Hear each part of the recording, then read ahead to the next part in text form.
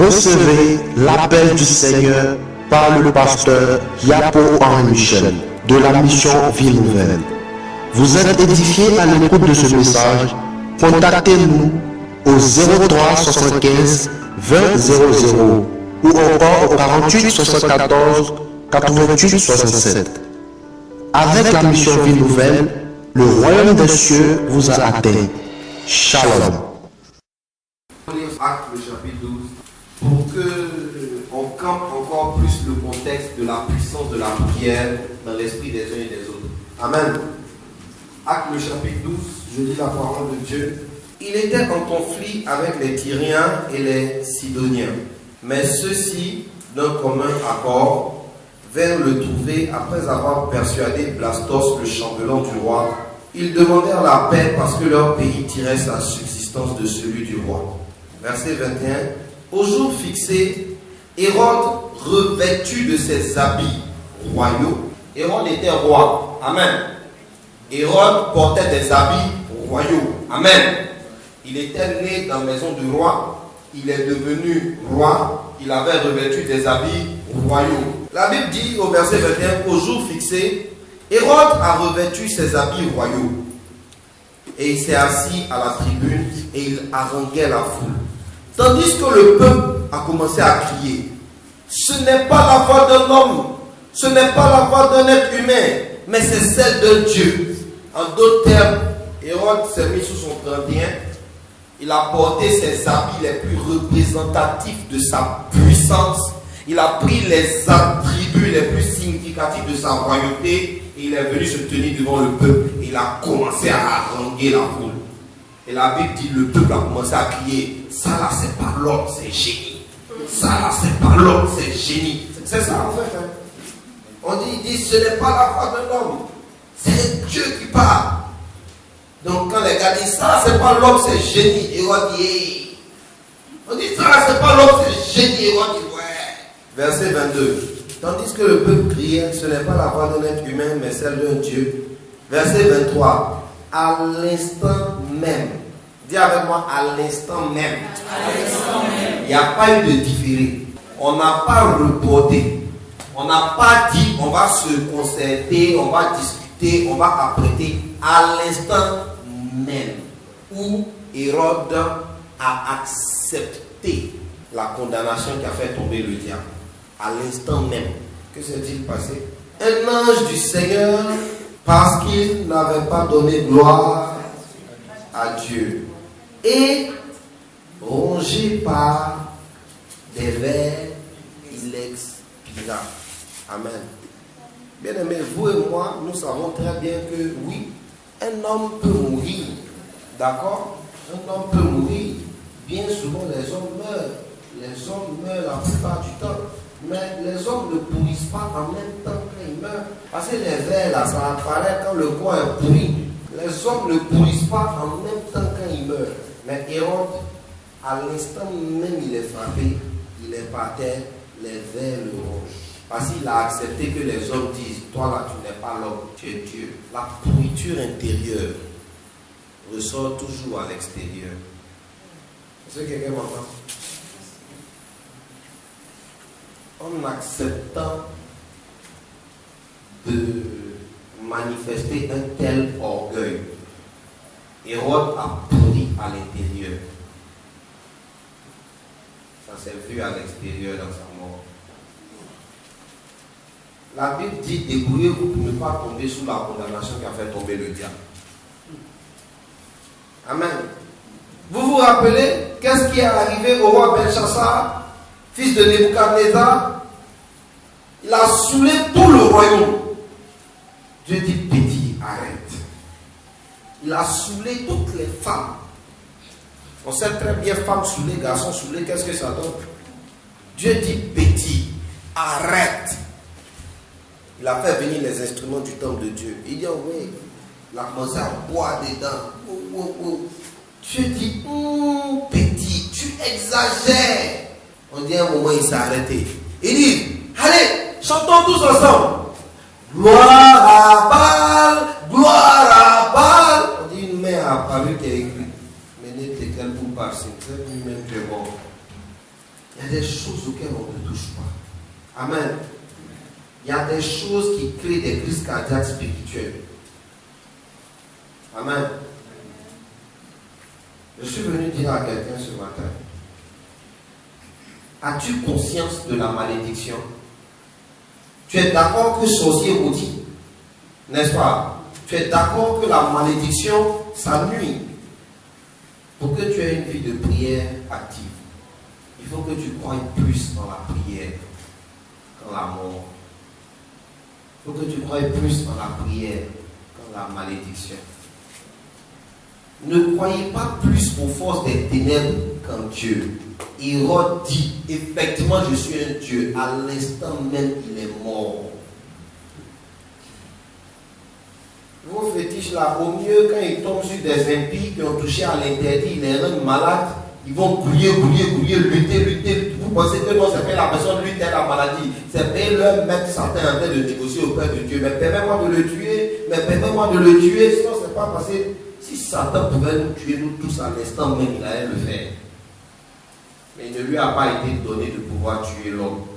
Il est obligé de partir voir Dieu. J'ai l'habitude de dire que Satan a au moins une qualité dans ses défauts. Il est poli. Il sait qu'il ne peut pas faire sans demander à Dieu. Amen. J'ai voulu vous lire cette histoire pour que dans votre esprit, il soit campé. Que le seul maître de la vie, c'est Dieu. À l'instant même qu'il y aura des morts, il a pris. Regardez la suite. On dit, rongé par des vers, il expira. Verset 24. Cependant, la parole du Seigneur se répandait et progressait. Est-ce que vous comprenez le verset 24? Il retombe, il meurt, il pourrit, les vers le rongent.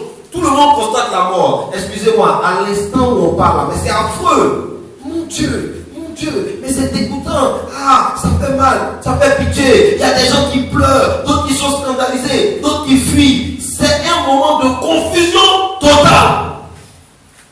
Mais vous savez quoi? Spirituellement, c'est un non-événement que quelqu'un qui touche à l'orgueil tombe. Dans le verset qui suit, dit, la parole continue de se répandre. Je ne sais pas si vous comprenez. Hein? Dans le fonctionnement normal de la dispensation de l'évangile, là, tous ceux qui vont toucher à certaines choses-là, ils vont tomber comme ça. On ne va pas s'arrêter plaisanter. La parole de l'Éternel continuera de se répandre. À bon entendeur. Alléluia. Nous sommes dans le sujet merveilleux de la prière. Amen. On a défini ensemble la prière. Alléluia. On a vu qu'il y avait une notion d'insister, de se prosterner devant Dieu, de chercher sa face. Alléluia. On a vu qu'il y avait la notion d'envoyer une requête, d'accord, à un être supérieur. Amen. On a vu les 4 questions de base. Qui s'en rappelle? Les 4 questions de base de la prière. Oui, la sœur. Vas-y, dis-nous.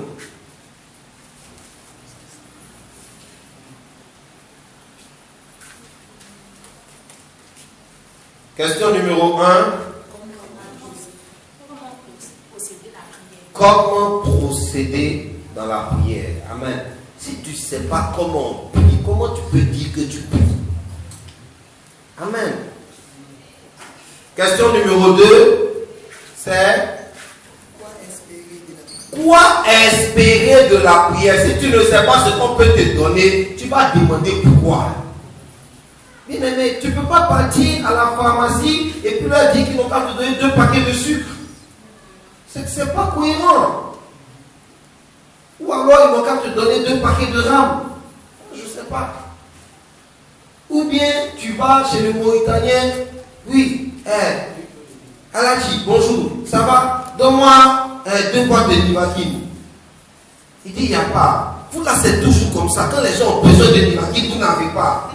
Il n'y a pas de Nivaquine chez lui. Amen. Donc, ne va pas trouver Dieu.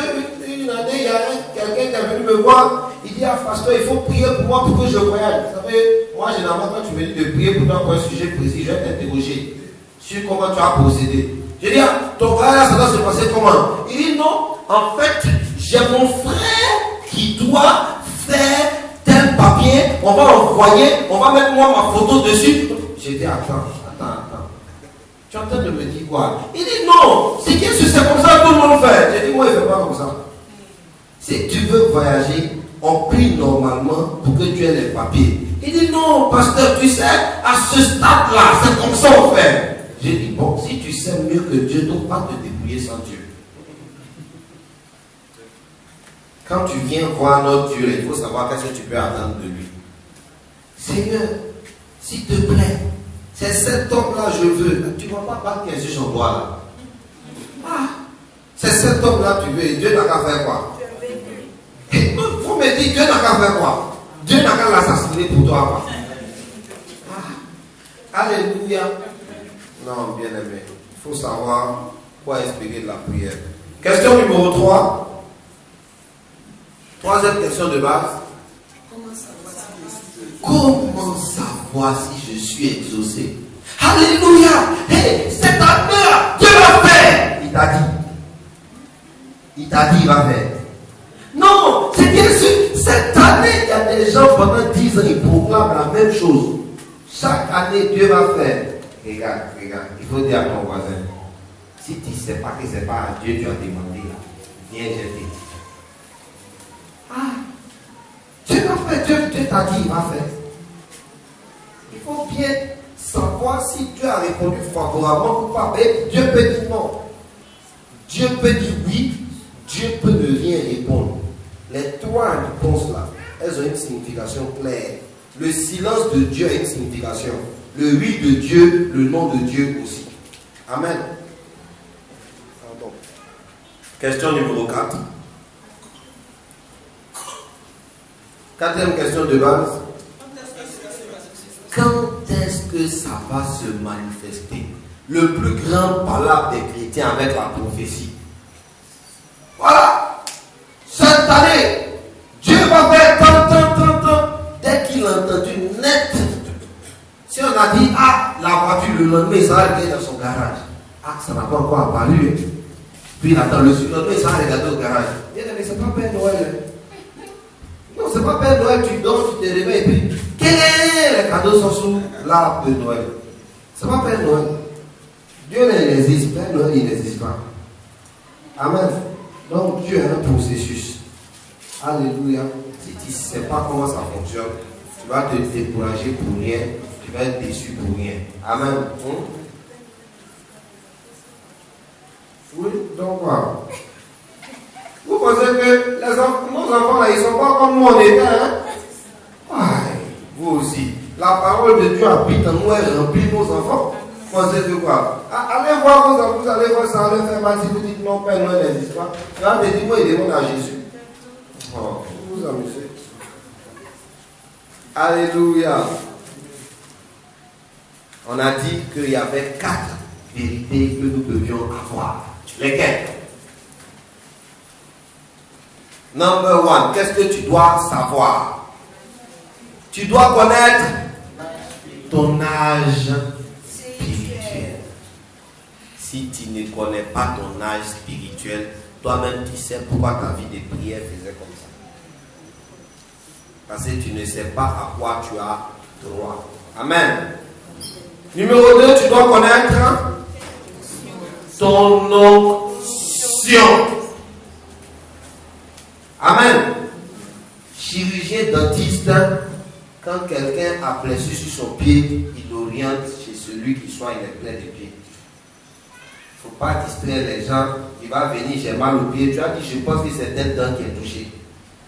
Parce qu'un gars qui est dentiste, lui, il identifie tout par rapport aux dents. Quand tu dis non, je suis enrhumé, il dit, il y a telle dent qui est touchée. Ton onction, numéro 3. Ton appel, numéro 4. Amen. Bravo à vous. Donc nous étions sur la question de l'âge. On était en train de décortiquer les notions relatives à l'âge spirituel. Amen. On a eu comme test de base 1 Jean 2, verset 12 à 13. Amen. Donc on va poursuivre sur cet élément-là. Les petits enfants, les caractéristiques. On a dit que les petits enfants ne peuvent supporter que le lait spirituel. 1 Pierre 2, 2. Amen. En d'autres termes, ils ignorent les fondamentaux. On a vu dans le livre d'Hébreux, le chapitre 6, versets 1 à 2, quels étaient les fondamentaux. Amen. Et on s'est rendu compte que les fondamentaux apparemment sont ignorés de beaucoup de gens. N'est-ce pas? Ce qui veut dire que toutes ces personnes sont des petits-enfants. Je n'ai même pas enfants, petits-enfants. Amen. Si tu ne connais pas la doctrine des baptêmes, si tu ne connais pas la doctrine de l'imposition des mains, si tu ne connais pas la doctrine de la résurrection des morts, si tu ignores toutes ces choses-là, tu es un petit enfant. Amen. Donc déjà ça, on peut commencer à faire les catégorisations. Alléluia. 1 Corinthiens 3.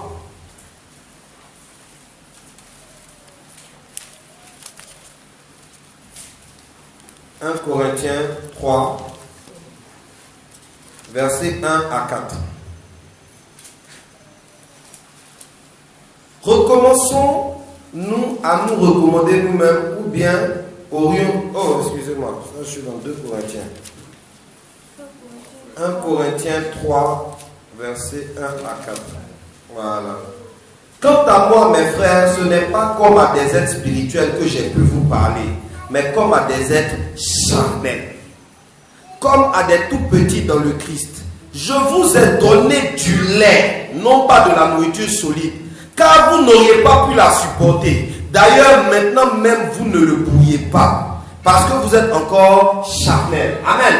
Paul dit, quand je vous ai regardé, j'ai préféré vous prêcher le lait, parce que vous ne pourriez pas supporter la nourriture solide. Paul, comment se fait-il que tu leur sers du lait? Tu sais très bien que c'est la nourriture solide qui permet d'atteindre un certain niveau, qui permet de résister. Pourquoi tu leur donnes de la nourriture qui est du lait? Paul dit, mais c'est parce qu'ils sont charnels. Mais Paul, comment tu sais qu'ils sont charnels? Il dit, ah, c'est ça. Ok, je vais vous dire comment je vous ai regardé et j'ai su que vous étiez charnels. Amen.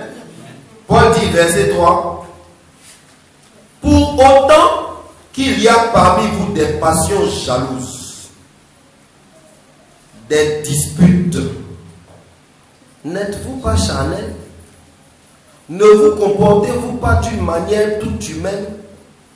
Quand l'un dit moi j'appartiens à Paul, un autre moi à Apollos, êtes-vous autre chose que des humains? Amen. Paul dit, oh, ne pensez pas que c'est par révélation que je suis que vous êtes charnels. Il dit en fait, j'ai remarqué que quand vous vous disputez, si vous vous disputez, c'est que vous êtes charnels. Il dit en fait, j'ai remarqué qu'entre vous il y a de la jalousie. S'il y a de la jalousie, ou bien que vous jalousez d'autres personnes, c'est que vous êtes. Il dit en fait, j'ai remarqué entre vous que quand vous voyez les serviteurs de Dieu, vous avez dit, ah, moi je suis de Pierre, ah, moi je suis de Paul, ah, moi je suis à l'école de temps, donc ça fait que moi j'ai tel niveau. Il dit, c'est que vous êtes charnel. Parce que vous ne savez pas qu'il y a un seul de qui on se réclame, Jésus-Christ de Nazareth. Amen. Tout le reste là, on sait nous tous ce Jésus-là. Amen. Donc, nous reconnaissons quelqu'un de charnel à ces choses-là. Amen. On continue sur les petits-enfants.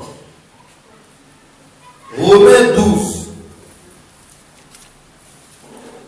versets 1 à 2.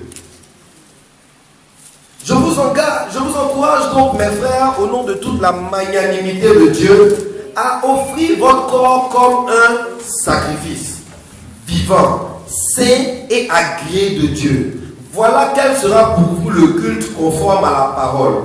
Verset 2. Ne vous conformez pas à ce monde-ci, mais soyez transfigurés par le renouvellement de votre intelligence pour discerner quelle est la volonté de Dieu, ce qui est bon, ce qui est agréé, ce qui est parfait. Amen. 3 éléments de plus que Paul ajoute à notre besace pour que nous sachions si nous sommes charnels ou pas. Numéro 1, il dit, je vous encourage à offrir votre corps. Je vous encourage à quoi? Un sacrifice. Et regardez ce qu'il précise. Il dit un sacrifice vivant, saint et agréé. C'est-à-dire, Paul veut faire une précision dès le départ. Amen. C'est pas après ta mort que tu as dit non, on va prier pour toi et puis tu as parti chez Dieu. C'est dans le vivant là, tu vas offrir ton corps. Amen. Si dans le vivant là, tu n'as pas offert ton corps, là, mon ami, tu vas te chercher à arriver au dernier jour. Tu vas te chercher, mais personne ne te trouvera. Amen. Paul dit, dédie ton corps de ton vivant à Dieu. Ça veut dire quoi? Quelle est la priorité de ton temps? En d'autres termes, comment on reconnaît un chrétien charnel? Il est plus occupé aux choses du monde qu'aux choses de Dieu. Vous voyez que la Bible, c'est cohérent, hein? C'est très clair, c'est une histoire de la méditer et puis tu vas retrouver. Sinon, tout ce que les gars disent là, il y a l'explication de ça. Paul dit, si tu consacres le plus clair de ton temps aux choses du monde plutôt qu'aux choses de Dieu, tu es charnel. Dis à ton voisin, oh. Vous pensez que le diable c'est un enfant? Quand il vous met des journées de travail de 8 heures, il vous parle de vous reposer pendant 8 heures, il vous parle de donner du temps à telle personne pendant, je ne sais pas, dans 24 heures, il reste quoi maintenant? Non, il faut me dire, il reste quoi? Vous pensez que le gars c'est un enfant? Non, vous savez, vous avez besoin de moins 2 heures de détente dans la journée. Vous avez besoin de dormir pendant 8 heures. Vous avez besoin de travailler pendant 8 heures. 2 plus 8, ça fait 18. Il reste 6 heures. Le reste des 6 heures, là, on fait quoi? Ah, vous avez besoin de vous informer. Hein. C'est très important, il faut suivre des informations. 1 heure. Vous savez, les films, ça distrait, ça vous permet de vous relaxer. 1 heure. Vous savez, il faut vivre en société. Donc en société, il faut visiter les gens, il faut entretenir des relations. 2 heures. Il reste combien de temps? Oh Seigneur, je vais te recommander ma nuit. Ma fille, je vais te recommander à ton ennemi. Alléluia. Non, ne vous abusez pas. Si le plus clair de ton temps est consacré à autre chose que les choses de Dieu, tu es un chrétien charnel. Alléluia. Très bien. Seconde chose. Ne vous conformez pas à ce monde-ci. Ne pas se conformer, ça veut dire ne pas aligner sa confession sur la confession du monde. Amen.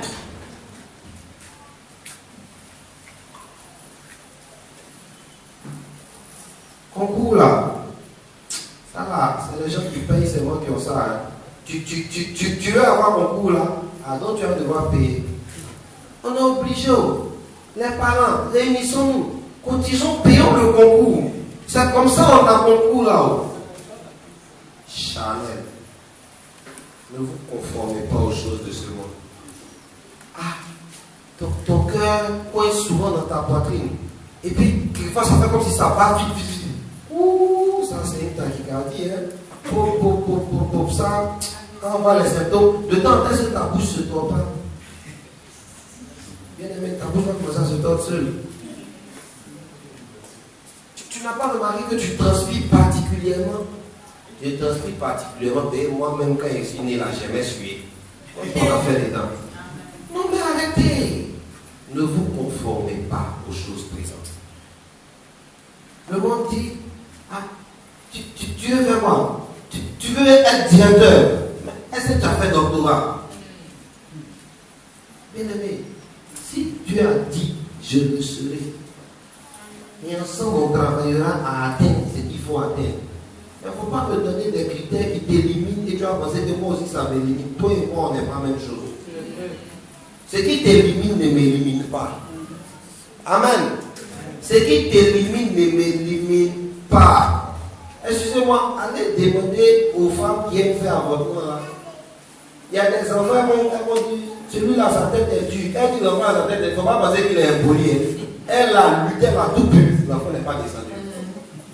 Elle dit, petit là, sa tête est dure. Elle est partie jusqu'au Ghana. Elle a pris tous les produits.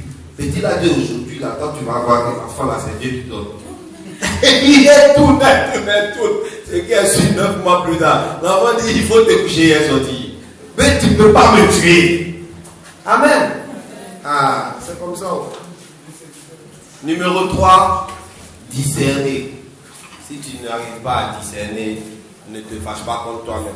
Tu es un chrétien charnel, c'est tout. Amen. Ça peut aller. Est-ce qu'on comprend mieux la notion de chrétien charnel? Dans 1 Jean 2, 13 à 14, on nous donne les dernières informations.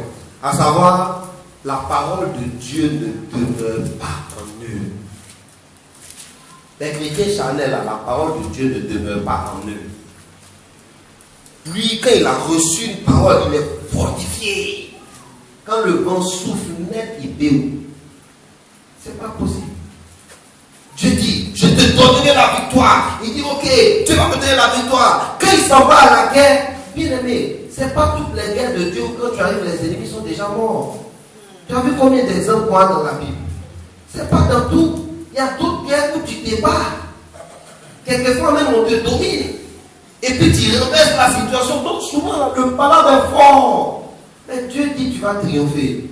Le gars quand il arrive, quand il tape 2 coups d'épée, il dit tous les gars c'est pas possible, les gars ils sont trop forts. Ah, Dieu dit tu vas continuer un peu épée là, il dit non. Que d'habitude là, quand Dieu dit tu vas triompher, quand tu touches l'épée du gars net, son épée tombe et puis il te donne sa gorge. Quelqu'un filme ça. Quelqu'un filme ça. Quand Dieu dit tu vas triompher là, et regardez, vous savez, le mot triomphe même signifie une victoire glorieuse. Quand on dit triomphe là, c'est-à-dire que la victoire que tu as obtenue là, vraiment quand on voit ça, on applaudit. Tu frappes ton enfant et puis tu as dit j'ai triomphé de l'enfant. Quel est le triomphe dedans? Tu l'as corrigé. Mais quand l'adversaire est capable de t'opposer, vous savez, il y a un truc que j'aimais beaucoup dans les films Ching Chong. Ma femme sait que moi j'aime beaucoup les films Ching Chong. Les films des Chinois là. Voilà. Vous savez, chacun aime sa chose. Dans le film Ching Chong, moi je suis sûr que tu ne vais pas avoir des scènes bizarres. Il n'y a jamais ça dedans. Dedans, il ne s'est pas jusqu'à. Alléluia. Tu ris jusqu'à c'est fini. Il n'y a pas un moment où quelqu'un va vouloir quelque chose de quelqu'un. Non. Dans le Ching Chong, c'est taille. Alléluia. André, c'est pas seul en plus, c'est ça. Amen. Mais bien aimé, dans le film Ching Chong, souvent là, le gars regarde l'autre. Donc les 2 mètres se regardent, et puis un mètre veut montrer à l'autre mètre que lui il est trop dangereux. Donc il prend et puis il casse. L'autre mètre le regarde. Il dit, point là, ça ne réagit pas quand on le tape. Est-ce que tu comprends? Tu tapes, point, ça se casse, tu dis tu es fort. C'est pas triomphe, hein. Moi, il ne rend pas les coups. Viens, tu vas taper l'homme, tu vas voir. C'est là où on voit, quand Dieu dit tu vas triompher. Bien aimé, je t'assure, c'est que celui qui est devant toi là, il va te donner un coup que tu ne vas jamais oublier. C'est alors que le triomphe sera grand. Amen. Alléluia. La Bible dit, les petits enfants là, ils n'ont pas vaincu le malin. Amen. Comprenez bien cette expression de l'épître de Jean, chapitre 2. Quand on dit n'ont pas vaincu le malin, ça ne veut pas dire que Satan a la victoire sur eux. Non, on a tous la victoire sur Satan quand on a accepté Jésus. Maintenant, vaincre le malin, c'est par rapport à dominer sur le péché. Les petits enfants là, quand le péché commence à tourner autour d'eux, et Jésus, et Jésus. 3e et Jésus, il a fait. C'est ça les petits enfants. C'est ça les petits enfants. Ceux qui ne sont pas petits enfants, ceux qui ont un certain âge spirituel, là, les gens qui font amusement. Tiens, tchater moi, on répond pas tchater ton père. C'est pas un jus. Maintenant tu penses, nous on n'a rien à faire, tchater moi. Tu cherches le garçon, va à l'église. Dieu va te donner mari. Même Bouche a compris. Dans Bouche, ils ont mis les femmes prient. Elle dit Seigneur, pardonne-nous, on veut plus de gars, on veut mari. Il dit à nous, c'est qu'il y a différents gars et puis mari. Alléluia. Amen. C'est ça les petits enfants. En somme, si tu ignores les fondamentaux de la parole, si tu n'arrives à comprendre que le béaba, si tu n'es pas maître de toi, c'est-à-dire tu ne sais pas maîtriser ton corps, ta langue, tes pensées, ton cœur, si tu n'as pas de discernement, si tu aimes les choses du monde, si tu ne sais pas résister au diable, conclusion, tu es un petit enfant spirituel. Amen. Donc vous voyez, comme quelqu'un l'a dit à Abidjan, quelqu'un a dit, quand on dit étranger, c'est pas injure. Petit enfant là, c'est pas injure. Mais il faut grandir, c'est tout. Amen. Alléluia. Il te faut apprendre étape par étape, sinon tu ne survivras pas dans ce monde. Tu connais donc ce que le Père peut partager avec toi. Tu n'as pas droit à ton héritage tant que tu es petit enfant, sinon tu vas le dilapider. Galates, le chapitre 4, verset 1. Je vous le dis, aussi longtemps que l'héritier est tout petit, il ne diffère en rien d'un esclave, même s'il est le maître de tout. Amen. C'est vrai, tu es héritier. C'est vrai, Dieu t'a tout cédé.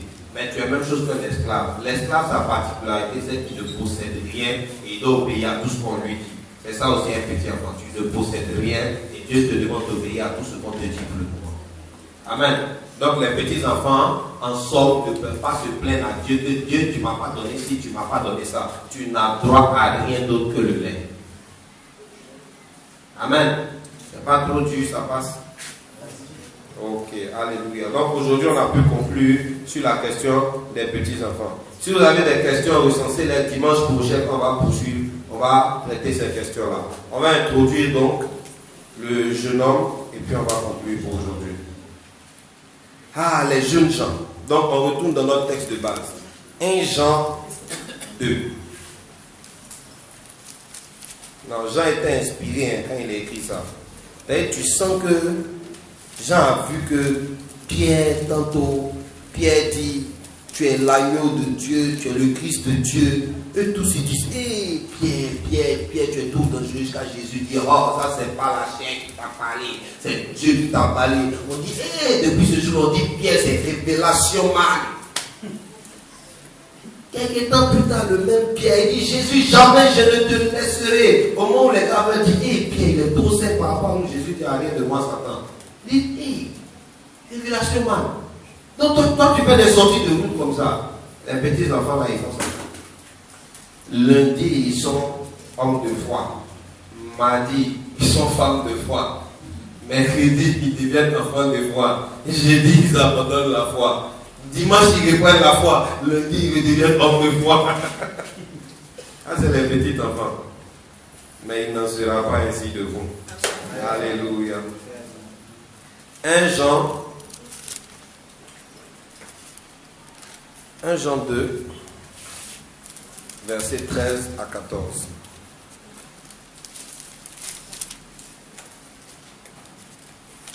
Les jeunes gens.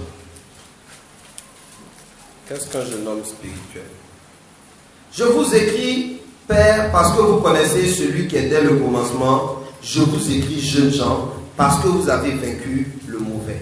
Amen. Quelle est la première chose que Jean dit des jeunes gens par opposition aux petits enfants? Il dit, vous avez vaincu. Dès lors que toi là, tu sais résister au péché, tu n'es plus un petit enfant spirituel. Mais tu n'es pas encore vaincu.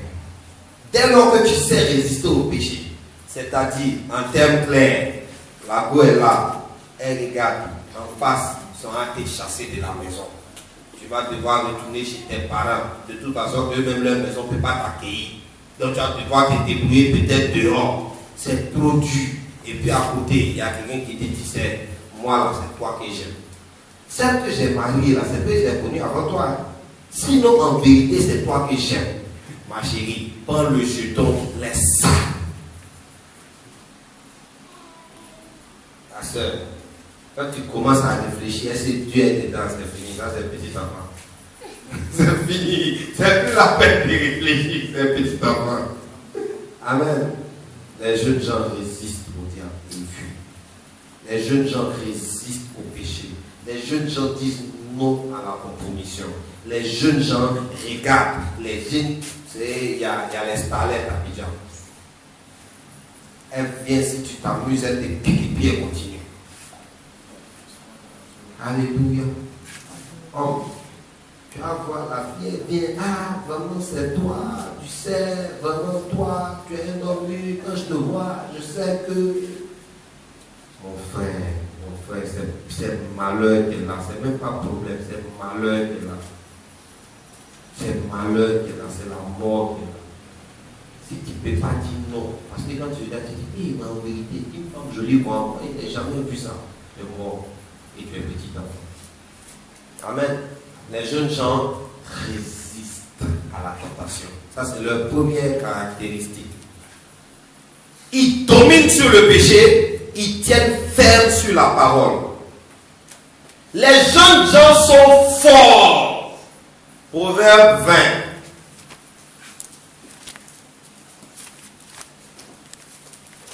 Proverbe 20. Je lis le verset 29. La force est la parure des jeunes gens. Les jeunes gens sont comment? Si tu continues de dormir dans le salon des gens, ou bien tu continues de dépendre des gens, sans te battre pour sortir de ta situation, tu es un petit enfant spirituel. Les jeunes gens sont forts. Les jeunes gens n'acceptent pas de rester dans la défaite. Les jeunes gens n'acceptent pas de rester sous le joug. Les jeunes gens refusent l'oppression. La Bible dit que les jeunes gens sont forts. Donc si tu vois que les problèmes de la vie te fragilisent, il ne faut pas chercher. Tu es un petit enfant. Il faut prendre assez d'élan. Non, on va te renvoyer. On va me renvoyer. Seigneur, je vais faire comment? Pas te dire Bible que ça va te fortifier, petit enfant. Sinon, les jeunes gens, là, quand tu vas te renvoyer, tu dis patron, le jour où tu dois signer ce papier-là, ce jour-là, tu as perdu ton poste. Tu as perdu ton poste. Parce que moi, je suis un totem. On ne touche pas. Bien aimé, ça là, moi j'ai vu. J'ai vu quelqu'un qui, parce que je m'en vais de votre société, j'ai dit je vais partir continuer mon emploi. On bloque mon argent. Ils ont renvoyé la personne. Ils l'ont renvoyé dans l'humiliation. Hein. J'ai dit une seule chose. J'ai dit quand tu bloques mon argent, tu as bloqué ma dîme. Donc on va vérifier si mon Dieu il aime quand je paye 10 ou pas. Je n'ai plus cherché l'argent. Je n'ai même plus demandé après l'argent. J'ai dit je ne prends plus l'argent. Après je n'ai pas pu payer la dîme dessus. Donc je n'en veux plus de cet argent. Ils ont renvoyé la personne même mal. Jusqu'à les gens en parlant la manière dont la personne était humiliée.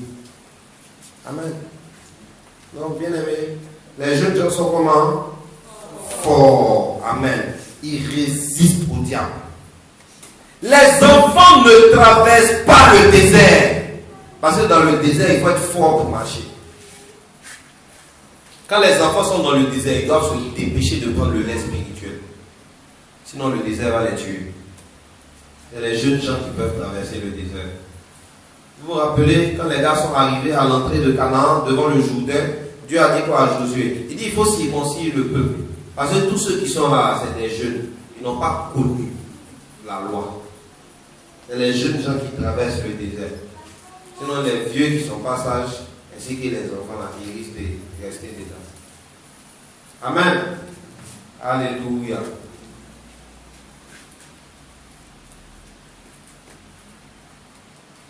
Pour la prochaine fois, on va commencer par les fondamentaux de la parole sur les jeunes gens. Les jeunes gens connaissent les fondamentaux de la parole. Les jeunes gens connaissent la doctrine de base de l'Église.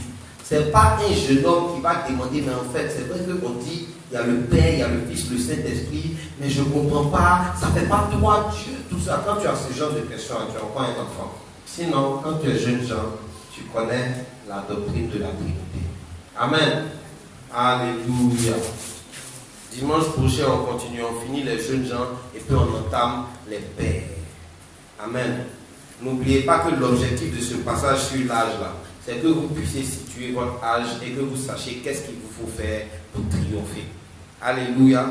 Après l'âge, nous allons prendre l'onction, la position, l'appel. On va aboutir aux vérités de base de la prière efficace, à savoir Dieu peut tout. Dieu veut tout ce qui est bien pour moi. Dieu va faire tout ce qui est bien pour moi. Amen. Après ça, on va parler de l'autorité dans la prière. Amen. On va passer après en revue les types de prière. Amen. La prière alpha, oméga, demandez, vous recevrez, cherchez, vous trouverez, frappez, on vous ouvrira. La prière de la foi pour déplacer les montagnes, Jéricho, Goliath, l'intercession, les grands sujets de l'église, le ciel ouvert, la prière de délivrance. Amen. Tu vois qu'il y a beaucoup de choses à savoir dans les choses de Dieu. Il y a beaucoup de choses qu'il faut savoir. Donc tu critiques Dieu pour rien. Enfin, on va travailler sur comment savoir qu'on a été exaucé. Quels sont les types de réponses de Dieu? Comment les reconnaître? Et on conclura par quand cela se manifeste, ainsi qu'un modèle de prière victorieuse. Que Dieu vous bénisse.